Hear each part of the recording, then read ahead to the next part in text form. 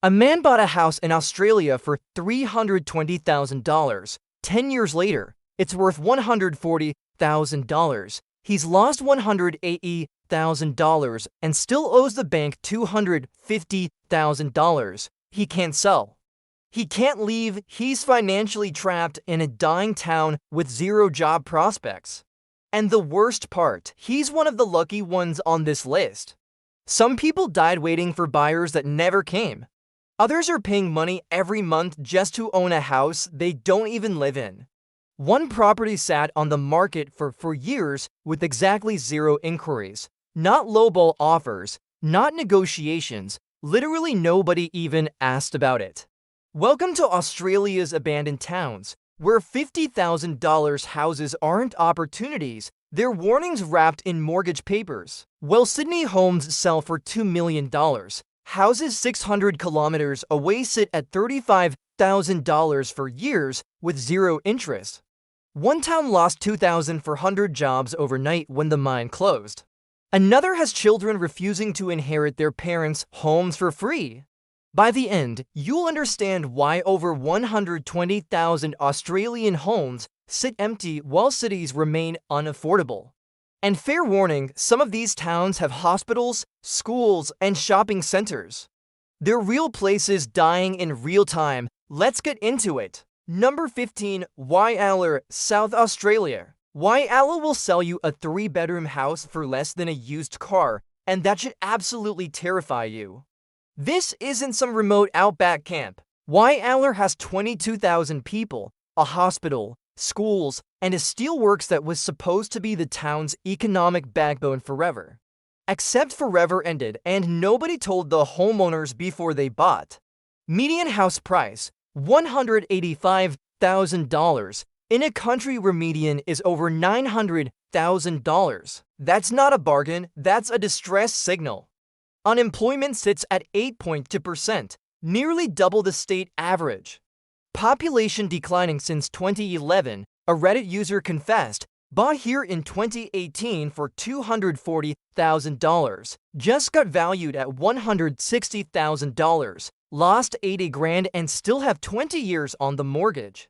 I'm trapped. YEARS, where your house costs less than a Toyota, but your future costs everything. Number 14. Lee Creek, South Australia. Lee Creek was purpose-built in the 1980s for coal miners. Then in 2015, the mine closed. 2,000 jobs vanished, leaving 200 people in infrastructure built for thousands. The government is literally giving houses away. Not cheap, free, you just cover transfer costs, and still nobody wants them. Why zero jobs? Nearest real town is 270 kilometers away. Grocery shopping is a 5-hour round trip. One former resident, we left in 2017, our house still sits empty. Couldn't sell it, couldn't rent it, couldn't donate it. We just walked away. Lee Creek, where free houses still can't find buyers. Number 13. Wyndham, Western Australia. Wyndham is so remote that wet season flooding cuts it off from Australia for months. When the rains come, roads become rivers and you're stuck until April. A property here sat for 4 years with zero inquiries. Not one phone call in 1,460 days. Zero! Population peaked at 2,000 in the 1980s when the meatworks employed everyone. Then in 1985, it closed, 2,000 jobs gone overnight. Today, 700 people remain, mostly retirees or people born here who refuse to leave. Houses list around $75,000 to $95,000 and sit for years. Temperature exceeds 40 degrees Celsius regularly.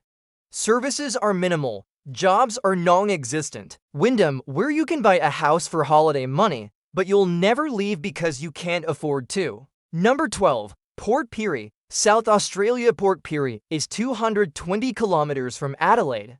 Close enough to see civilization, too far to access it daily. And there's a bigger problem. It's one of Australia's most polluted towns. The lead smelter has operated since 1889, pumping lead into the air for over a century. The town has the highest child lead contamination rates in Australia. Parents are warned about letting kids play in dirt. Median house price, $165,000. You can buy near the water for under $200,000, which would cost $800,000 in Adelaide, but that discount is literally poisonous. One parent shared, "Got our kids tested after a year, blood lead levels elevated. Sold at $40,000 loss and left. Best $40,000 we ever lost." Port Pirie, where houses are cheap but the cost is measured in blood tests. Number 11. Quilpie, Queensland. A woman bought a house in Quilpie for $65,000 5 years ago. Her husband had a mining job, then the mines contracted, he lost work, they moved away, and now they rent it out for $120 a week. Here's the nightmare. $120 weekly rent doesn't cover rates and maintenance. Every month, money flows out of their account to own a house they don't live in. They can't sell because there are no buyers. They own a liability disguised as property. Unemployment, 9%, nearly 50% higher than Queensland average. Population dropped 100 people into decades. When your town only has 600 people, losing 100 is catastrophic. Houses sit for years. Price drops don't help because the problem isn't price, it's zero demand. Quilpie, where you don't buy a house, you buy a monthly bill. Kambalda is the textbook boom and bust horror story. During the 2000s mining boom, houses sold for $400,000. Workers migrated from across Australia. People bought homes, started families, built lives, it felt permanent. Then in 2024, BHP suspended Nickel West operations. 3,000 jobs disappeared in one announcement. Housing prices crashed from $400,000 to $150,000. That's 60.5% gone. These weren't speculators. They were families who woke up financially destroyed. Every second house sits empty. For sale signs fade in the sun. Streets stay dark at night. One resident paid $380,000 in 2012, valued at $155,000 now. We owe $290,000. We're $135,000 underwater with no jobs. Can't leave, can't stay, just existing in financial limbo. Kambalda, where boom made millionaires and bust made prisoners. Number 9. Lightning Ridge, New South Wales. Lightning Ridge is 722 kilometers from Sydney with a hospital, schools, and a $10 million Opal Centre built for tourism. Real effort went into saving this town, but half the shops are permanently closed. Population dropped 15% in 5 years. And there is a listing that says everything. A 4-bedroom house at $78,000 has been on market for 30 months. Price dropped 4 times. The owner died waiting for a beer. He didn't just lose money, he died waiting. His estate still can't sell it. Median price around $145,000. Unemployment high. Young people leave immediately after graduation. Lightning Ridge, where a man died waiting for a beer his family still can't find. Number 8. Coober Pedy, South Australia. Coober Pedy is famous for underground homes. Tourists love it, international media covers it.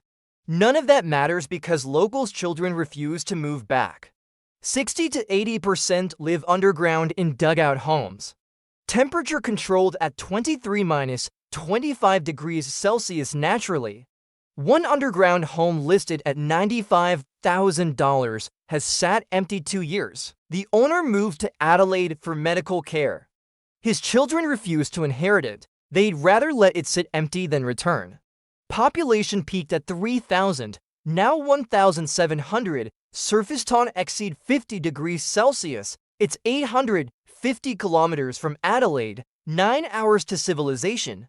Coober Pedy, where even free inheritance can't convince the next generation to stay. Number 7. Broken Hill, New South Wales. Broken Hill has 17,000 people, real infrastructure, heritage tourism, art scene. It should survive. A 60-year-old man lived there 40 years, raised his family, built his life. Now he is retiring to Adelaide just to see grandchildren, because he couldn't convince any of his kids to stay.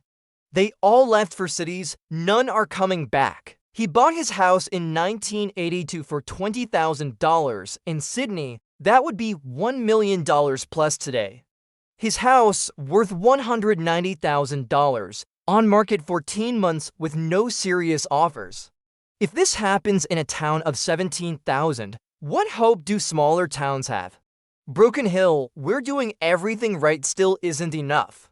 Number 7, Broken Hill, New South Wales. Broken Hill has 17,000 people, real infrastructure, heritage tourism, art scene. It should survive. A 60-year-old man lived there 40 years, raised his family, built his life. Now he is retiring to Adelaide just to see grandchildren because he couldn't convince any of his kids to stay. They all left for cities, none are coming back.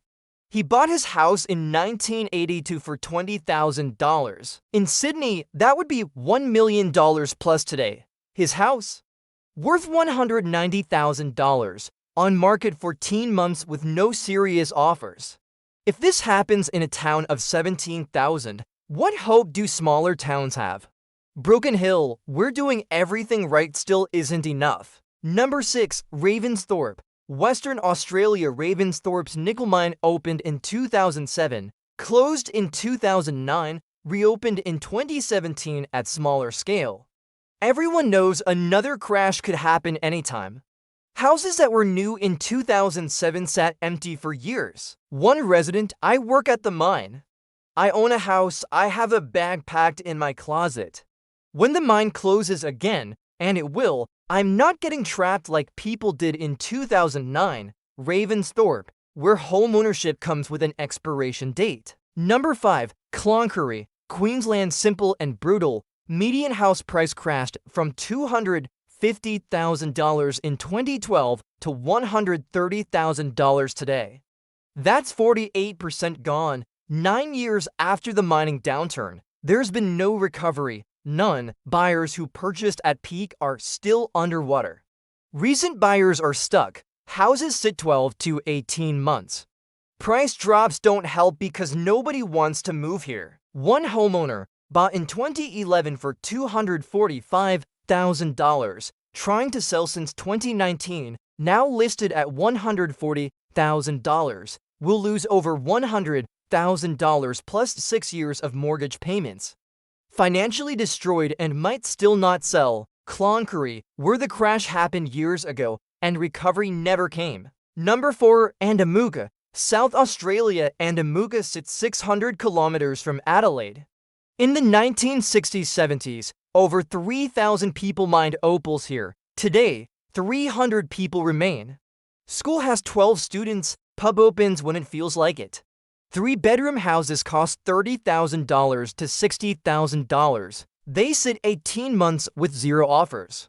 Miners who stayed are aging in place because leaving means accepting 50 years of work led nowhere. One miner, I'm 68, own my house worth maybe $40,000. No super, no savings. I'll die here because I can't afford to die anywhere else. Andamuga, where people aren't living, just waiting. Number 3, Moranbah, Queensland. During the coal boom, houses sold for $600,000 to $750,000. Workers made $150,000 plus yearly. Then coal prices crashed. Median house price collapsed from $750,000 in 2012 to $280,000 today. That's 60.7% gone.